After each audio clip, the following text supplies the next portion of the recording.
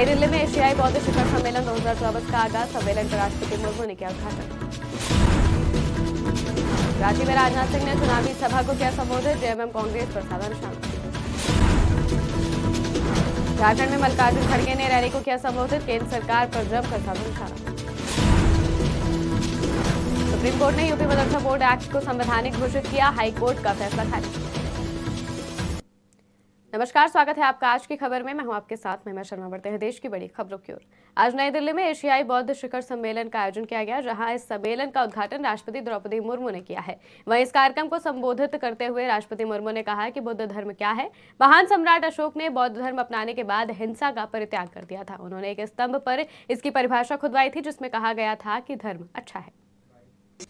Ashok the great emperor, who shunned violence after embracing Buddhism, had this definition of it carved on a pillar, and I quote, "Dhamma is good." And what is Dhamma?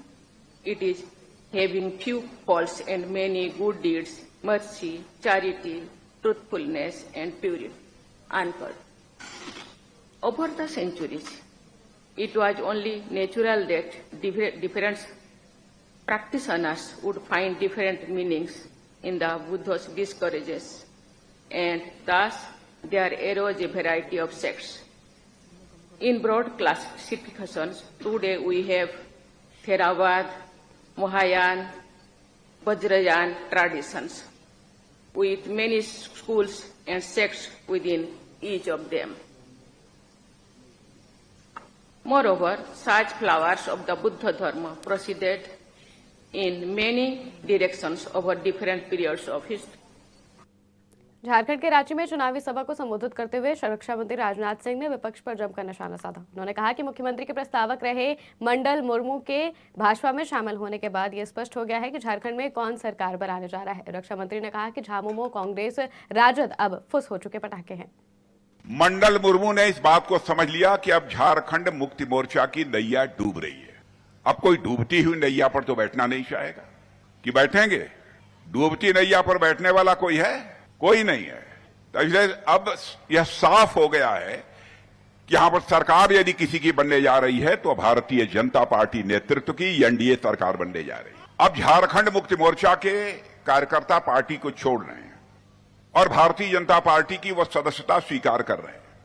Jharkhand Mukti Morcha, Rajad और कांग्रेस की यहां पर मिलीजुली सरकार है। मैं तीनों के बारे में बतलाना चाहता हूं। दीपावली का त्योहार अभी अभी गुजरा है। इनके बारे में यदि कहना हो, झारखंड मुक्ति मोर्चा, कांग्रेस, आरजेडी, तीनों के बारे में कहना चाहूंगा तो ये सभी दिवाली के दगे हुए पटाखे हैं। दगे हुए पटाखों को हम क्या कहते हैं बोलचाल की भाषा में? फुस पटाखे। यह हालत इनकी हो गई है। लेकिन भारतीय जनता पार्टी का जहां तक सवाल है, भारतीय जनता पार्टी का ऐसी शक्तिशाली रॉकेट है कि मैं दावे के साथ कहता हूं कि यह झारखंड को नई ऊंचाइयों तक ले जाने का काम करेगी तो यह भारतीय जनता पार्टी ही करेगी। कांग्रेस के राष्ट्रीय अध्यक्ष मल्लिकार्जुन खड़गे ने कांके में एक रैली को संबोधित किया। मल्लिकार्जुन खड़गे ने जनसभा को संबोधित करते हुए केंद्र सरकार पर जमकर निशाना साधा। उन्होंने कहा केंद्र सरकार रेल बेच रहे हैं, रोड पर टैक्स लगाकर एयरपोर्ट, पोर्ट सब बेच रहे हैं। इनका काम है कि हम कमाएं और ये लोग बेच दें। 250 फैक्ट्रियां बेच रहे, रेल बेच रहे, रोड के टैक्स लगा के उसके ऊपर एयरपोर्ट, पोर्ट सब बेच रहे। जिनका काम है हम कमाए, लेकिन ये लोग बेच के खा रहे। और नेहरू जी ने क्या किया? हमारे में झगड़ा लगा रहे। वल्लभ भाई पटेल, नेहरू जी तुलना करो। अरे आप कौन होते वही तुलना करने वाले? उस वक्त आप पैदा भी नहीं हुए थे। आजादी तो हमने लाई, गांधी जी ने आजादी लाई। उत्तर प्रदेश के मुख्यमंत्री योगी आदित्यनाथ ने जमशेदपुर में एक जनसभा को संबोधित किया। संबोधित करते हुए सीएम योगी ने कहा कि लोगों ने मुझे बताया कि जब से झारखंड में झारखंड मुक्ति मोर्चा और इंडी गठबंधन की सरकार आई है, तब से यहाँ घुसपैठ शुरू हो गई है और जनसांख्यिकी बदलने लगी है। यहाँ तक कि दुर्गा पूजा या फिर रामनवमी के जुलूसों के दौरान भी पथराव होता है। मैंने लोगों से कहा कि चाहे वो पत्थरबाज हो या फिर उपद्रवी, उनके लिए एक ही समाधान है, वो है भाजपा को लाना। कि जब से ये झारखंड मुक्ति मोर्चा और इंडी गठबंधन की सरकार झारखंड के अंदर आई है, तब से इसने यहां पर घुसपैठ प्रारंभ करवा दिया है। यहां की डेमोग्राफी को चेंज करना प्रारंभ कर दिया है। और यही नहीं, चाहे वह दुर्गा पूजा हो या रामनवमी के जुलूस, उन पे पथराव होते हैं। शासन भी हमारे जुलूस और हमारी शोभा यात्रा को निकालने से रोकती है और उपद्रवियों को प्रश्रय देती है।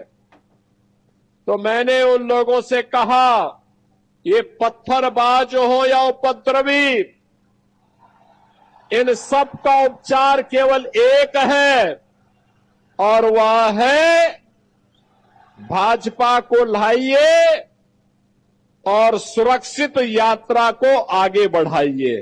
कि जब उत्तर प्रदेश के मदरसों में पढ़ने वाले लाखों छात्रों को सुप्रीम कोर्ट से बड़ी राहत मिली है। सर्वोच्च अदालत ने इलाहाबाद हाई कोर्ट के उस फैसले को रद्द कर दिया है जिसमें अदालत ने मदरसा एक्ट को संविधान के खिलाफ बताया था। मदरसा एक्ट पर यह फैसला chief justice DY Chandrachud, justice JB Pardiwala और जस्टिस मनोज मिश्रा की पीठ ने सुनाया है। पीठ ने कहा कि हाईकोर्ट का फैसला ठीक नहीं था। इसके साथ ही सुप्रीम कोर्ट की पीठ ने मदरसा एक्ट को भी सही बताया है। सुप्रीम कोर्ट के इस फैसले से उत्तर प्रदेश के 16,000 मदरसों को राहत मिल गई है, यानी कि अब यूपी में मदरसे चलते रहेंगे। यूपी प्रदेश में मदरसों की संख्या